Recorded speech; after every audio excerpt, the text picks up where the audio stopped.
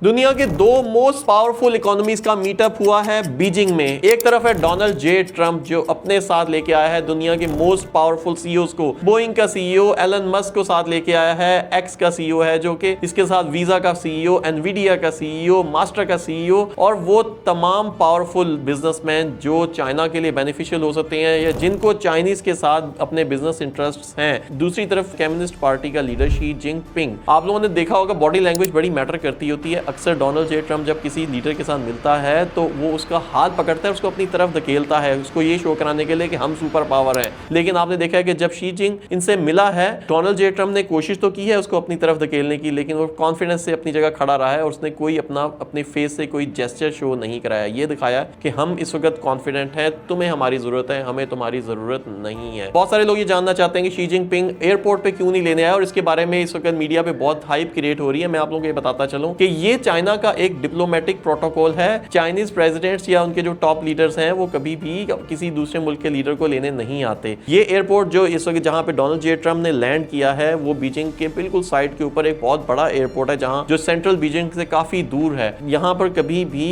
जो Chinese president है खुद कभी भी किसी लीडर को लेने नहीं जाता। ये एक पूरा कैलकुलेटेड डिप्लोमेटिक मूव है। इसके पीछे ट्रंप को इंसल्ट करना नहीं था, इसके कोई ऐसा मकसद नहीं था कि ट्रंप को नीचा दिखाया जाए। वाइस प्रेसिडेंट ऑफ चाइना उनके पास उनको जरूर लेने गया है साथ। ट्रंप का आपने लहजा देखा है, वो नॉर्मली जब किसी दूसरे मुल्क के बारे में बात करता होता है तो इतनी पोलाइटली या इतने अच्छे तरीके से नहीं बात करता, लेकिन चाइना में जाके उसकी चाइनीज के बारे में तारीफें करते हुए उसका मुंह नहीं रुक रहा। और आप लोगों को ये पता है कि ट्रंप को किस तरह से नाच गाना पसंद है। जब उसको वेलकम करें तो चाइनीज ने उसको ये भी लॉलीपॉप दे के खुश कर दिया, बच्चों का डांस शांस करवा दिया। I think I was particularly impressed by those children. They were happy.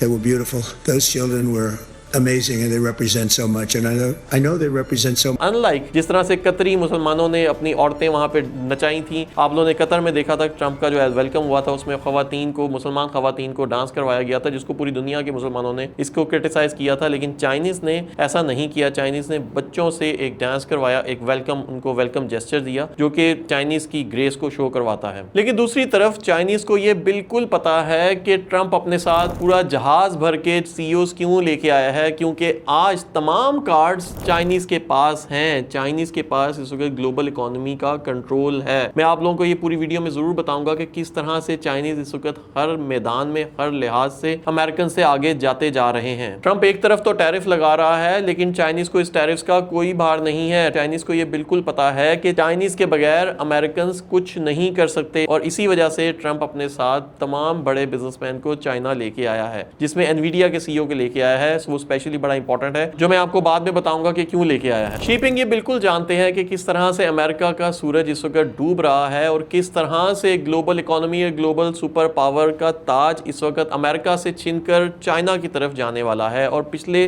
2 महीनों में होने वाली ईरान इसराइल अमेरिका की जंग के बाद ये चीजें और बहुत तेजी से बदलती जा रही हैं। जिस भी मुल्क के खिलाफ अमेरिका बात करता है वो 1 महीने के बाद जाकर बीजिंग में बैठा होता है। बीजिंग में होने वाली इस अमेरिका और चाइना की मीटिंग के बाद दोनों ममालिक एक दूसरे को यही शो करवाएंगे कि हम लोग कामयाब हो गए और इस मीटिंग का उन दोनों ममालिक को फायदा हुआ है। लेकिन असल बात है वो स्टैटिस्टिक्स, वो तमाम फिगर्स जो आप लोगों के लिए जानने जरूरी हैं, चाहे वो इकोनॉमी हो, चाहे वो मिलिट्री हो, चाहे वो ट्रेड हो, चाहे वो एयरफोर्स की पावर हो या किसी भी रेयर अर्थ मिनरल्स की बात हो। हर मैदान में चाइना इस वक्त अमेरिका से एक स्टेप आगे है। कुछ बातों में वो अमेरिका से पीछे जरूर है लेकिन आज वो बहुत स्ट्रॉन्ग पोजीशन में अमेरिका के साथ बैठकर निगोशिएट कर रहे हैं। और चाइनीज ये चाहते हैं कि दुनिया को ये पता चले कि अगला सुपर पावर कौन बनने चला है। दुनिया के टॉप मैगजीन इस वक्त ये बता रहे हैं कि ट्रंप इस वक्त जो चाइना गया है वो एक कटोरा लेके गया है चाइनीज के पास कि भाई तुम्हारे पास जो इस वक्त तरक्की हो रही है या तुम्हारे पास जो इस वक्त पैसे की रेल पेल है उसमें से कुछ हिस्सा हमें भी दे दो।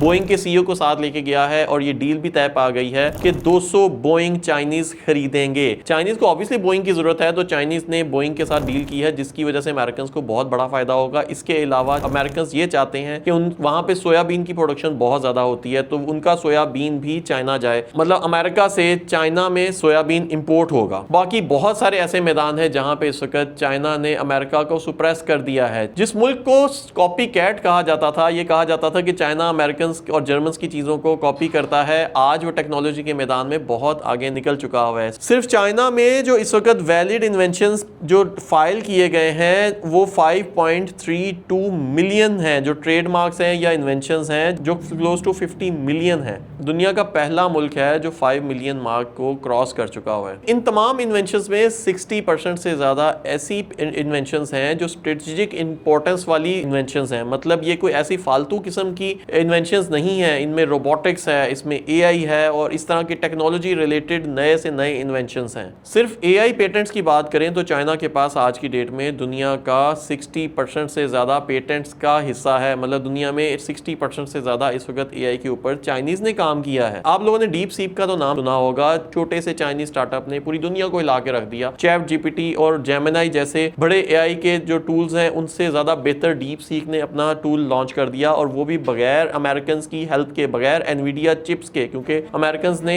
चाइना में एनवीडिया चिप्स को बेचना बंद किया हुआ था। और डीप सीक जैसी 6200 एआई कंपनीज हैं चाइना में जो सिर्फ चाइना में इस वक्त रिसर्च कर रही हैं या उसके ऊपर वर्किंग कर रही हैं। चाइना की जो एआई इंडस्ट्री है इस वक्त 175 बिलियन यूएस डॉलर से बड़ी हो चुकी हुई है। चाइना में आज 602 मिलियन यूएस से ज्यादा जनरेटिव एआई के यूजर्स हैं, जो कि अमेरिका की टोटल आबादी से भी ज्यादा है। ये जनरेटिव एआई इस तरह का एआई होता है, ये सिर्फ नॉर्मल एआई यूजर नहीं होते जो सिर्फ चैट जीपीटी के ऊपर लिख रहे हों और अपने आंसर्स ले रहे हों। जनरेटिव एआई वो ऐसे टूल्स होते हैं जिससे लोग एआई के जरिए डिफरेंट टूल्स बना रहे हैं, इमेज जनरेशन कर रहे हैं, डिफरेंट और कोड्स बना रहे हैं, एप्स बना रहे हैं, तो उसकी मैं बात कर रहा हूं। तो ये अमेरिका की टोटल आबादी से भी ज्यादा जनरेटिव एआई यूजर्स चाइना में मौजूद है। एआई को छोड़ के अगर हम रोबोट्स की बात करें तो दुनिया के 2/3 जो पेटेंट्स हैं रोबोट्स की टेक्नोलॉजी में वो चाइना फाइल करता है। मतलब पूरी दुनिया की रिसर्च एक तरफ और 2/3 रिसर्च या 2/3 जो वर्किंग हो रही है रोबोट्स की टेक्नोलॉजी में वो चाइना में हो रही है। दुनिया में सबसे ज्यादा ह्यूमनॉइड रोबोट्स भी चाइना में ही बन रहे हैं। यूनिट्री नाम की एक कंपनी है जो ह्यूमनॉइड रोबोट्स बना रही है।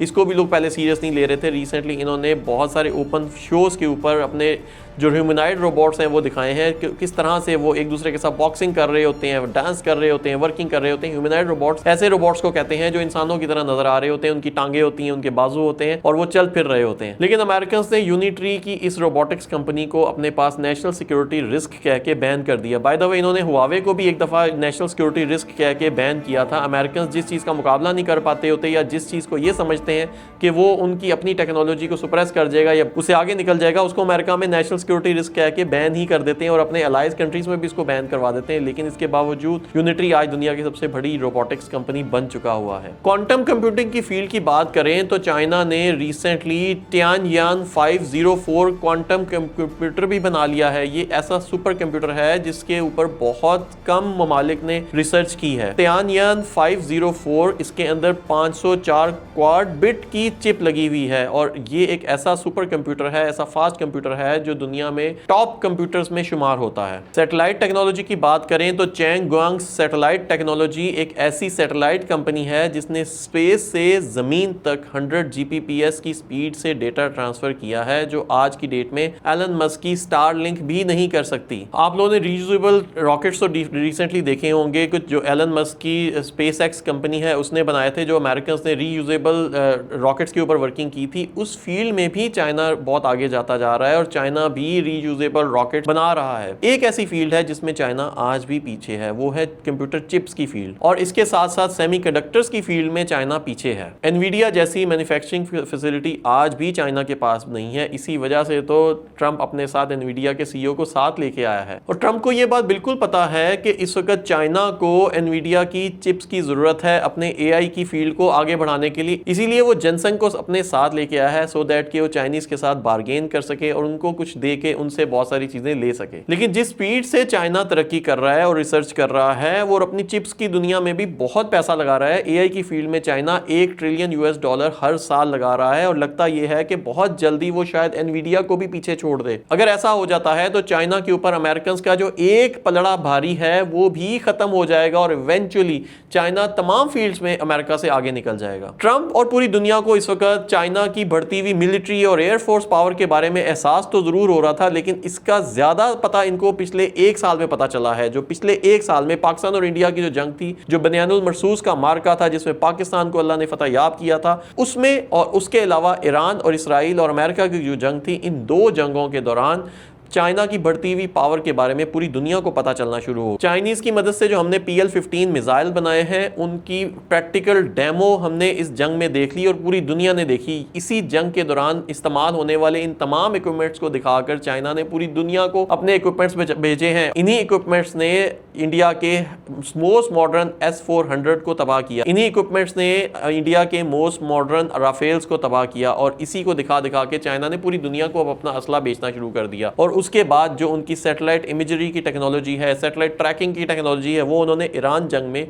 देखी है। पूरी दुनिया ने देखा है कि किस तरह से बेदू सैटेलाइट्स ने किस तरह से अमेरिकन के पिन पॉइंट कोऑर्डिनेट्स निकाले, किस तरह से अमेरिकन के एक जो उनकी लोकेशन थी उसको ईरान के पास को ट्रैक किया और ईरानियंस ने अपने ड्रोन्स के जरिए उनको तबाह किया। किस तरह से ईरानियंस ने अपनी तमाम तर टेक्नोलॉजी को इस्तेमाल किया इसराइल को मात देने के लिए, और उसके पीछे बैठा हुआ था चाइना। इस सब के बाद पूरी दुनिया को यह पता चल गया है कि चाइना किस हद तक पावरफुल है और चाइना क्या क्या कुछ कर सकता है। चाइना इस वक्त मिलिट्री की फील्ड में अपना सीना चौड़ा करके बात कर रहा है। सिर्फ एक सदी में चाइना बहुत आगे निकल चुका हुआ है। चाइना इस वक्त फौजी ताकत में अपने आप को सेल्फ सफिशिएंट कर चुका हुआ है। पहले चाइना ने यह सब कुछ बहुत सीक्रेसी से किया, चुपचाप किया, लेकिन चाइना अब पूरी दुनिया को बताना चाहता है, दिखाना चाहता है कि उसके पास क्या क्या पावर है। और यही वजह है कि 2025 में, अगस्त 2025 में होने वाली चाइनीज परेड में चाइनीज ने अपने सब मोस्ट मॉडर्न इक्विपमेंट्स पूरी दुनिया को दिखाया, जिसके बाद पूरी दुनिया की आंखें खुली की खुली रह गई। चाइना की इस मिलिट्री परेड में जो अगस्त सितंबर में हुई थी, उसमें इन्होंने DF-5C मिसाइल पूरी दुनिया को दिखाया, जो कि इंटरकॉन्टिनेंटल मिसाइल है, जिसे ICBM कहते हैं, जो 12,000 से लेकर 20,000 किलोमीटर तक की रेंज है, जो न्यूक्लियर पावर को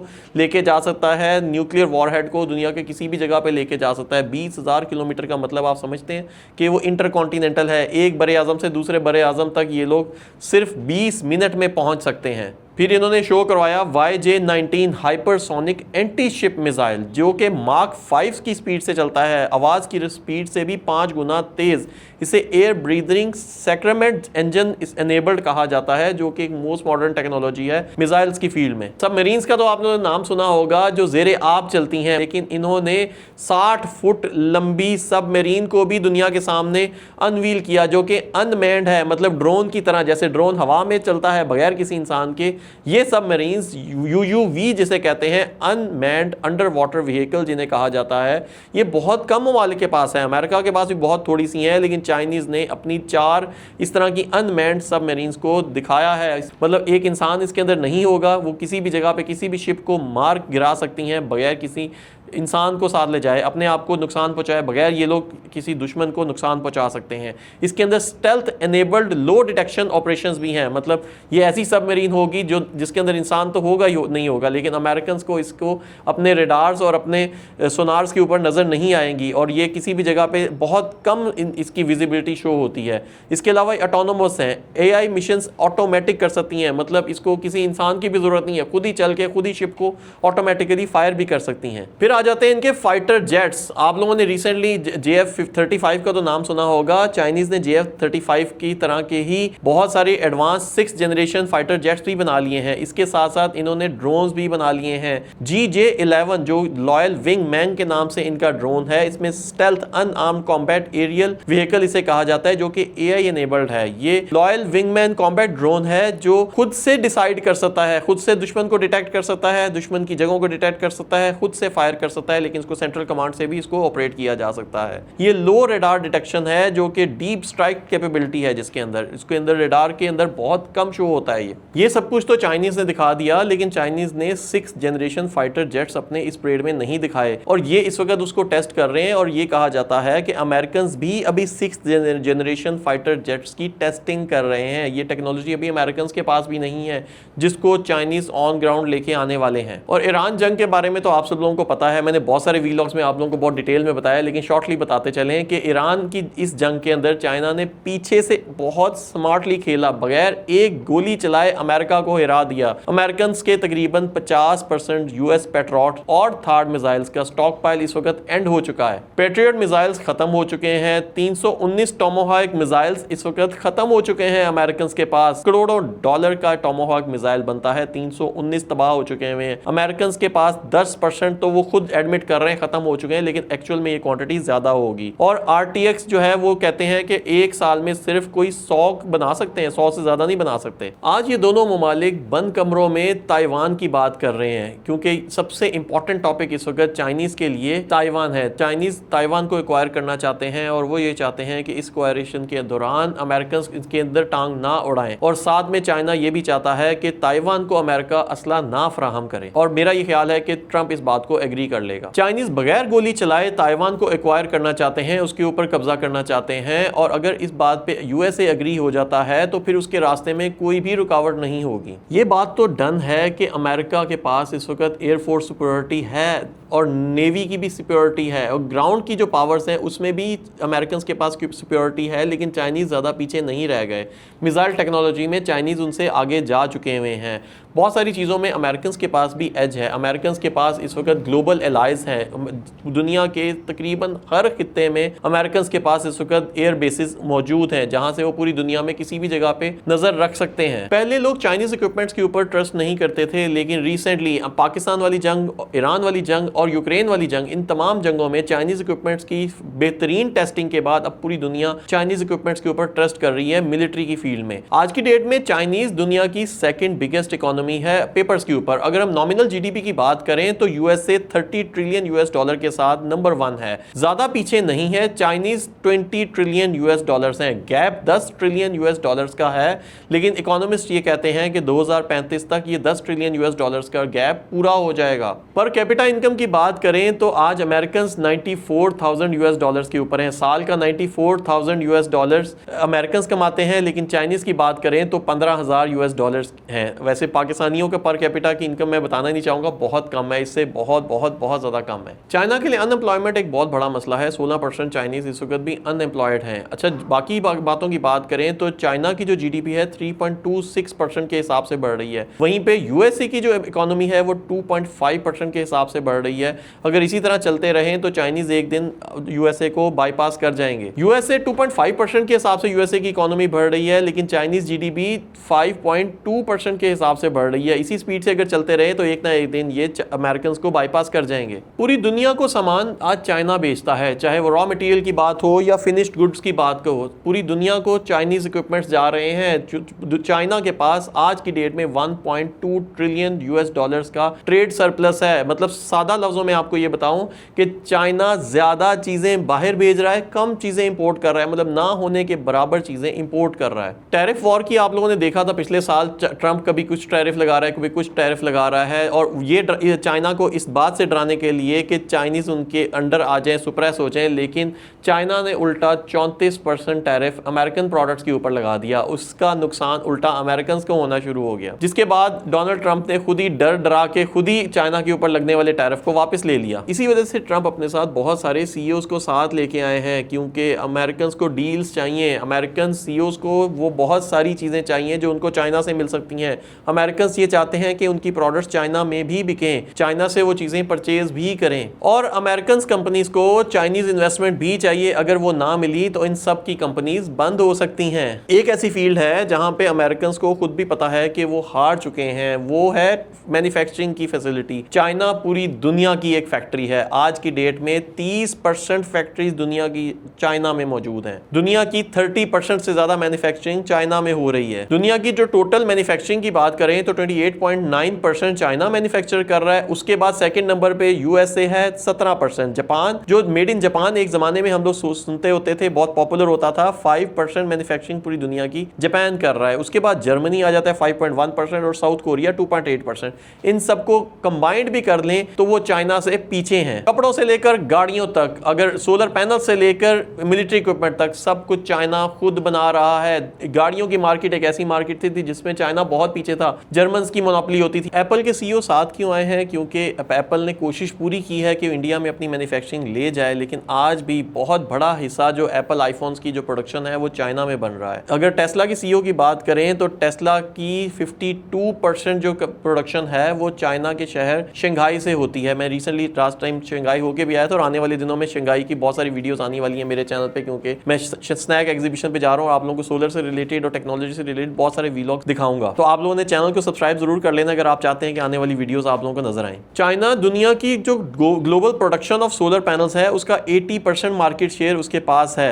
अगर सेल्स की बात करें तो 70% से ज्यादा जो ग्लोबल प्रोडक्शन है वो चाइनीज के पास है। जो सोलर पैनल के अंदर इस्तेमाल होने वाले छोटे सेल्स होते हैं वो 70% से ज्यादा इस वक्त पूरी दुनिया में चाइनीज इस्तेमाल होते हैं। दुनिया में 60% से ज़्यादा इस्तेमाल होने वाली ईवीज़ जो हैं वो आज चाइनीज़ हैं। दुनिया में 60% से ज़्यादा लिथियम आयन बैटरीज आज चाइनीज़ इस्तेमाल हो रही हैं। जो हमारे स्टोरेज के लिए जो हमारे सोलर पैनल में स्टोरेज होती है वो लिथियम के ज़रिए होती है और लिथियम का प्रोडक्शन सेंटर है वो आज चाइना बन चुका हुआ है। रेयर अर्थ मटेरियल्स की बात करें तो वो असल बार्गेनिंग ट्रंप इसीलिए यहाँ पे करने आया है क्योंकि रेयर अर्थ मिनरल्स की एक्सपोर्ट के ऊपर चाइना ने पाबंदी लगा चुकी है। रेयर अर्थ मिनरल्स की जो इस्तेमाल होता है वो फाइटर जेट्स में भी होता है, मिसाइल्स में भी होता है, बोट्स में भी होता है, टेक्नोलॉजी में भी होता है। और रेयर अर्थ मिनरल्स के बगैर कोई भी टेक्नोलॉजी कंप्लीट नहीं हो सकती। और रेयर अर्थ मिनरल्स चाइना से ही ट्रंप को मिलनी थी, जिसके ऊपर चाइनीज ने इस वक्त पाबंदी लगा दी हुई है। अमेरिका का जो प्राउड है F-35, उस F-35 के अंदर 900 पाउंड से ज्यादा रेयर अर्थ मिनरल्स इस्तेमाल होती हैं जो चाइना से आती हैं। मतलब अमेरिकन अपना F-35 भी चाइनीज के बगैर नहीं बना सकते।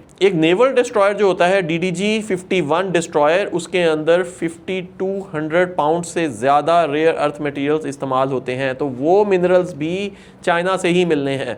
ये अलग बात है कि रिसेंटली वैसे अमेरिकन के ऊपर कोई अल्लाह की खास करम नवाजी भी है कि वहाँ से ऑयल भी निकल आया और रिसेंटली लिथियम के भी बहुत बड़े ज़खायर अमेरिका से निकल आए हैं। नियर फ्यूचर में हो सकता है कि लिथियम की फील्ड में अमेरिकन शायद सेल्फ सफिशिएंट हो जाए, लेकिन वो आने वाले बहुत दिनों के बाद पता चलेगा।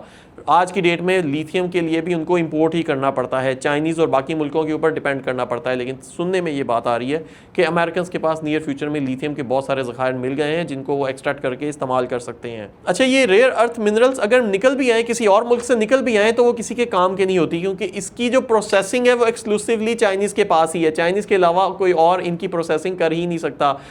इस प्रोसेसिंग के बगैर रेयर अर्थ मिनरल्स जो होती हैं वो मट्टी ही होती हैं। उनको एक रिफाइंड फॉर्म में लाने के लिए पूरी रिफाइनरीज में लेके जाना पड़ता है जो सिर्फ और सिर्फ चाइनीज़ के पास है। पिछले साल ट्रंप ने जो टैरिफ्स लगाए थे उसके बाद चाइनीज़ ने को बहुत ज़्यादा दुश्मनी नहीं दिखाई। चाइनीज़ ने सिर्फ अपने रेयर अर्थ मिनरल्स की सप्लाई को लिमिट कर दिया और पूरी दुनिया के लिए इसको टाइट कर दिया, जिसके बाद ट्रंप को घुटने टेकने पड़े। रिसेंटली जो ईरान जंग हुई है उसमें अमेरिकन के जो मेजॉरिटी मिसाइल्स तबाह हुए वो ईरानियंस ने तो तबाह किए, लेकिन इक्विपमेंट चाइना से आया। अब उस इक्विपमेंट को दोबारा अगर सप्लाई करना है ईरान में तो वो भी चाइना करेगा।